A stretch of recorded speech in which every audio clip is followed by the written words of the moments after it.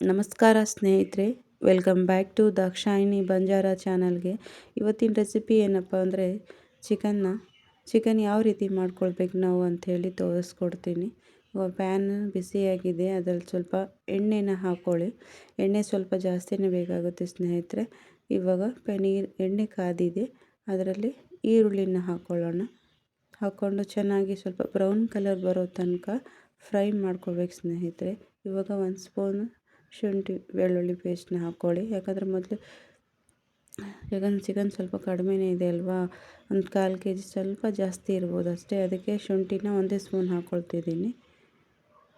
ಶುಂಠಿ ಹಸಿ ವಾಸನೆ ಹೋದ್ಮೇಲೆ ಚಿಕನ್ನ ಹಾಕ್ಕೊಳ್ಳಿ. ಇದು ಬೋನ್ಲೆಸ್ ಚಿಕನ್ ಸ್ನೇಹಿತರೆ, ಅಂದರೆ ಇದರಲ್ಲಿ ಯಾವುದೇ ರೀತಿಯ ಮೂಳೆಗಳಿಲ್ಲ, ಹಾಗೆ ಮಾಂಸ ಒಂದೇ ಇರೋದು. ಚಿಕನ್ನ ಚೆನ್ನಾಗಿ ಎಣ್ಣೆಯಲ್ಲಿ ಫ್ರೈ ಮಾಡ್ಕೊಳ್ಳಿ.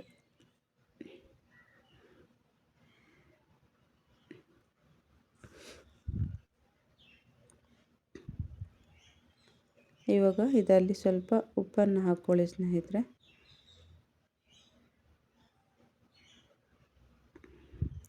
ಚೆನ್ನಾಗಿ ಫ್ರೈ ಮಾಡಿ.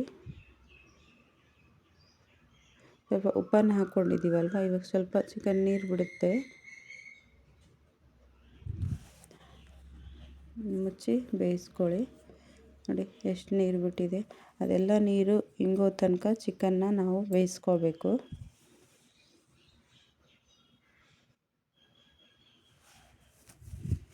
ಇವಾಗ ಇದರಲ್ಲಿ ಸ್ವಲ್ಪ ಅರಿಶಿನ ಆ್ಯಡ್ ಮಾಡ್ಕೊಳ್ಳಿ.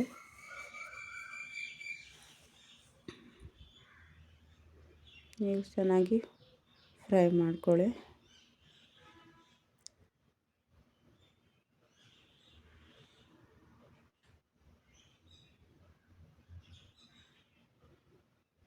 ಚೆನ್ನಾಗಿ ನೀರೆಲ್ಲ ಇಂಗಿ ಎಣ್ಣೆ ಎಲ್ಲ ಬಿಟ್ಕೊಂಡಿದೆ ಅಲ್ವಾ.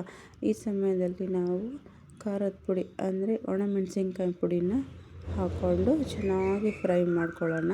ಚೆನ್ನಾಗಿ ಫ್ರೈ ಆಗಿ ಇದು ಕೂಡ ಸ್ವಲ್ಪ ಎಣ್ಣೆ ಬಿಟ್ಕೊತಿರ್ಬೇಕು. ಅಲ್ಲಿ ತನಕ ನಾವು ಚೆನ್ನಾಗಿ ಫ್ರೈ ಮಾಡ್ಕೊಳ್ಳೋಣ ಚಿಕನ್ನ.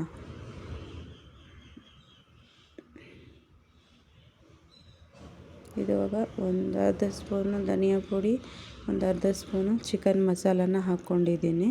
ಹಾಕ್ಕೊಂಡು ಚೆನ್ನಾಗಿ ತಿರುವಿ ಸ್ನೇಹಿತರೆ.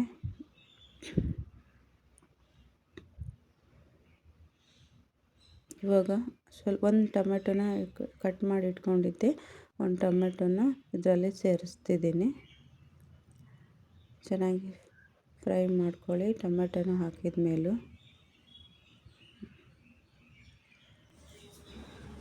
ಇವಾಗ ಇದರಲ್ಲಿ ನೋಡಿ ಸ್ನೇಹಿತರೆ, ಯಾವ ಥರ ಎಣ್ಣೆಯನ್ನು ಬಿಟ್ಕೊಳ್ತಿದೆ ನಮ್ಮ ಚಿಕನ್ನ.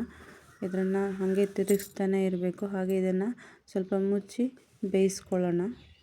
ಎಲ್ಲ ಟೊಮೆಟೊ ಚಿಕನ್ ಎಲ್ಲ ಚೆನ್ನಾಗಿ ಬೆಂದಿರುತ್ತೆ. ಇವಾಗ ನೋಡಿ ಸ್ವಲ್ಪ ನೀರನ್ನು ಹಾಕ್ಕೊಳ್ಳೋಣ. ನೀರನ್ನು ಹಾಕ್ಕೊಂಡು ಚೆನ್ನಾಗಿ ತಿರುಗಿಸಿ. ಇನ್ನೂ ಸ್ವಲ್ಪ ನೀರು ಬೇಕಾಗುತ್ತೆ ಸ್ನೇಹಿತರೆ ಇದಕ್ಕೆ. ಇನ್ನು ಸ್ವಲ್ಪ ನೀರನ್ನು ಕೂಡ ಆ್ಯಡ್ ಮಾಡ್ಕೊಳ್ಳೋಣ. ಆ್ಯಡ್ ಮಾಡಿಕೊಂಡು ಚೆನ್ನಾಗಿ ತಿರುವಿ. ಇವಾಗ ಇದನ್ನು ಮುಚ್ಚಿ ಸ್ವಲ್ಪ ಹೊತ್ತು ಬೇಯಿಸ್ಕೋಬೇಕು. ನೋಡಿ ಯಾವ ಥರ ಬಂದಿದೆ ಸ್ನೇಹಿತರೆ ನಮ್ಮ ಚಿಕನ್.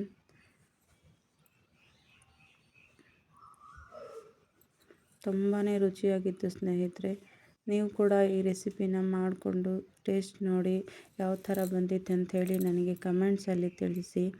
ಯಾರೆಲ್ಲ ಸಬ್ಸ್ಕ್ರೈಬ್ ಮಾಡ್ಕೊಂಡಿಲ್ವೋ ಅವರೆಲ್ಲ ಸಬ್ಸ್ಕ್ರೈಬ್ ಮಾಡ್ಕೊಳ್ಳಿ ಸ್ನೇಹಿತರೆ. ಹಾಗೆ ಲೈಕ್ ಮಾಡ್ಕೊಳ್ಳಿ. ನೋಡಿ ಈ ಟೈಮಲ್ಲಿ ನೀವು ಉಪ್ಪನ್ನ ನೋಡಿ ಟೇಸ್ಟ್ ನೋಡಿ ಉಪ್ಪು ಇದೆಯಾ ಇಲ್ವಾ ಅಂತ ನೋಡಿಕೊಂಡು ಹಾಕ್ಕೊಳ್ಳಿ ಸ್ನೇಹಿತರೆ. ಚಿಕನ್ ಗ್ರೇವಿ ರೆಡಿಯಾಗಿದೆ ನೋಡಿ ಸ್ನೇಹಿತರೆ.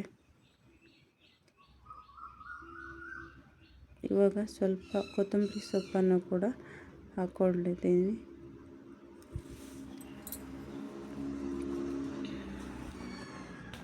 ನೋಡಿ ಸ್ನೇಹಿತರೆ, ಚಿಕನ್ ಗ್ರೇವಿ ಯಾವ ರೀತಿ ರೆಡಿಯಾಗಿದೆ ಅಂಥೇಳಿ.